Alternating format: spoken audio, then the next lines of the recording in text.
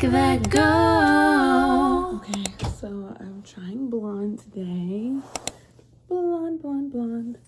Listen, I haven't done my Bible study yet, but I figured I wanted to come do my video diary because yesterday I went to the doctor and I was telling them my story and everything that's been going on and how like I lost my car and then my apartment and then my husband lost his job and then we were just like stressed out and and then I stopped eating and I stopped drinking water and then I started seeing stuff and went to a psychosis and blah blah blah. You know the works. If you've been watching every day, you know what's been going on.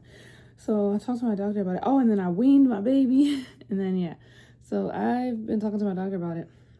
And they're saying, they gave you this bipolar diagnosis, but we're gonna hold on to that very lightly because realistically it was probably and then I did some substances.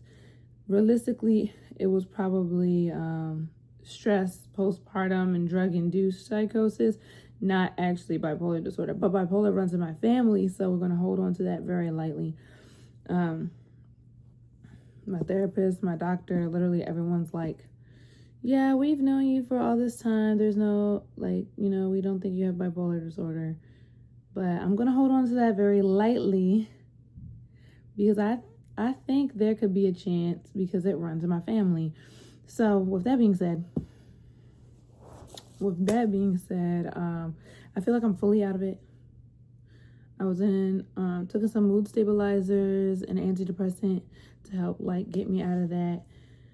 Man, now I'm trying to get back into my drinking water because as soon as I took the mood stabilizers, I felt a hit on my kidneys. I felt a hit on everything. Like that rat fight. I swear I've been in fight or flight mode since my car hit that deer. And now it's just like, wow, I'm back to reality. And so, honestly, I think what really happened is I was so stressed out and people kept stressing me out and I just became more stressed and more stressed and more stressed and more stressed. And then I was like, I can't eat, I can't sleep, I can't do anything. And boom, psychosis. So now I'm going to focus on taking care of my body and taking care of my baby. I think I'm going to send FJ with his Gigi and his Mimi for a week just so that I can go. I'm going to go on a little Daniel fast. Fruit, vegetables, no caffeine, no processed sugar, drink a gallon of water every day, get in that exercise because while I was in the hospital, I was sedentary. I wasn't moving. I wasn't doing nothing. And then prioritize my sleep for that week. And then I guarantee you, and then I need to get some magnesium up in my system, to be honest. And then stay in my word because I feel like Christianity is really what saved me during this time, and I'm never going to let it go. Because I met with the clergy every single day that I was in that hospital because if it wasn't for holding on to God, then I don't even know if I would to be here because the experience that I experienced was so terrifying that I thought that I was in hell. There's no other way that I could explain it other than I thought that I was in hell because of what I was experiencing, what I was going through. It felt like pure torture. So, yeah, I was not in my right mind. Honestly, it was giving dying of dehydration, dying of starvation. That's what it was giving, to be honest. Because every time I went into that hospital and they gave me a sandwich, my mind started to be more clear. But it's like, if after not eating and not drinking water for days in a row, you basically just die. I basically just almost killed myself. And it wasn't intentional. It was I was just so stressed that I felt like I didn't have the time to eat. I didn't have the time to sleep. I didn't have the time because my thoughts was just so, and they gave me that anxiety pill.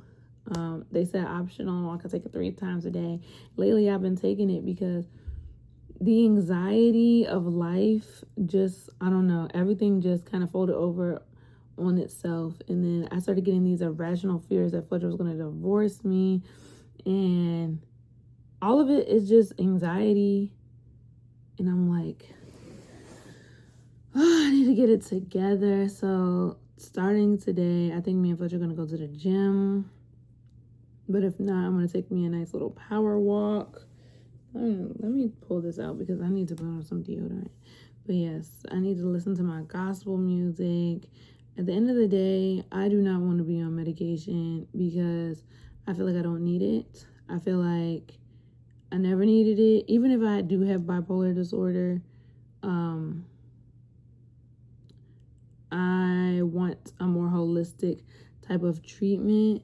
I'm definitely going to put my meditation pillows down here and really prioritize getting back to my journaling once a day, even twice a day if I really need it, and listening to my gospel music. I got my new Meta glasses, so definitely gonna put these on today so I can listen to some gospel music while I journal.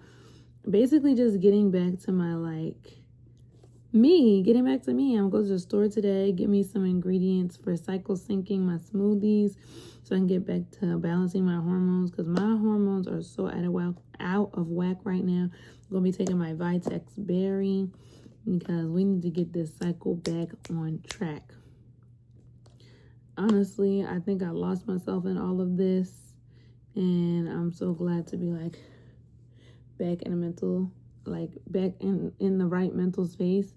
Now, like I was saying before, the Christian content is going to keep coming because I like reading my Bible every morning, and I honestly enjoy coming and talking about it.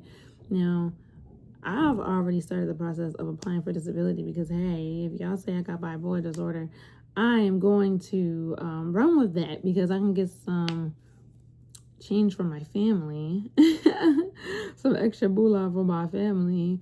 Now, if they tell me that I don't have bipolar disorder, then I'll probably end up canceling it because I'm too good in my heart to scam the government like that. So, not gonna do that. But if I do, I'm not opposed to having bipolar disorder. I just genuinely don't think that's the case. I think it was a shock from stress, hormones, and drugs. And I think that I also admittedly going through that psychosis, I unlocked some secrets that I didn't even know were in me. I think that in reality, substances could turn into a real issue for me. And so I'm going to be substance free, alcohol free, weed free, and trying to be caffeine and sugar free. But that's harder for me because, man, when I was in that psychosis, all I wanted to do was drink, party. So much so to the point where my kidneys were hurting. When I came out of that psychosis, when I came out of that mania, I'm like, and then part of me is like, should I even have another baby? Because let's just say it was postpartum psychosis.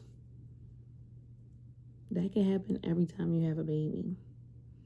I could probably do it one more time, and as soon as I give birth, just put me on some breastfeeding safe mood stabilizers, just to be sure, because that's terrifying. That's really terrifying. Although now I know the signs, that's still terrifying. And to think that even if it was just stress, that stress could do that to me. Stress shouldn't be able to do that to me. I don't know. It's so many factors. Because, and my doctor's saying because I'm in that postpartum window right now, that it could literally just be postpartum, which would be absolutely ridiculous in my opinion. Because imagine if I had to go through that, or imagine if I had to go through a psychotic break every single time I wanted to wean my baby off of breastfeeding. That would be absolutely ridiculous. But anyways, I'm going to go up, do my Bible study, listen to my gospel music with my Meta glasses. Since during my psychotic break, I bought all types of cool things. See ya. Wouldn't wanna be ya.